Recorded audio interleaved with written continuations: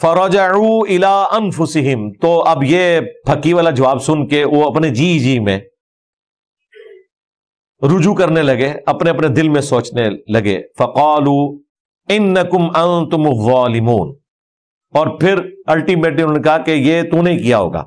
مراد یہ کہ انہیں بھی پتا تھا کہ یہ بڑا بت نہیں کچھ کر سکتا، وہ تو ہل جل ہی نہیں سکتا۔ انکم انتم الظالمون کا ترجمہ اور مفہوم مرزے نے بالکل غلط بیان کیا ہے۔ مرزے نے اس کا مصداق ابراہیم علیہ السلام کو بنا دیا، حالانکہ اس جملے کا مصداق ابراہیم علیہ السلام نہیں ہے، اور مشرکین اس جملے میں ابراہیم علیہ السلام کو مخاطب نہیں کر رہے تھے، اور یہ ترجمہ اور مفہوم کسی بھی مفسر نے نہیں لکھا، اور یہ بن بھی نہیں سکتا، کیونکہ انکم انتم الظالمون میں جمع کی ضمیریں ہیں، ابراہیم علیہ السلام تو اکیلے تھے۔ اصل میں اس جملے میں ابراہیم علیہ السلام کے مخالفین اپنے آپ کو خطاب کر کے دل ہی دل میں اپنے آپ کو ظالم کہہ رہے تھے۔ اگر مرزے کے شاگردوں کو ہماری بات پر اور مفسرین اور علماء کی بات پر اطمینان نہ ہو، تسلی نہ ہو، تو مودودی صاحب کا ترجمہ ہی دیکھ لیں۔ اس آیت کا انہوں نے کیا ترجمہ کیا ہے، سورہ انبیاء آیت نمبر 64 پارہ نمبر 17، وہاں دیکھ لیں تفہیم القرآن میں۔ کیونکہ مرزے کو تفہیم القرآن پر زیادہ تسلی ہے، تو کم از کم اس میں ہی دیکھ لیا جائے کہ کیا ترجمہ لکھا ہے۔ اور اینڈ پہ بھی آپ جب انجینئر صاحب کی ویڈیوز دیکھیں گے نا تو آپ کو پتہ چلے گا یار یہ سارا نے ڈنڈی ماری ہوئی ہے۔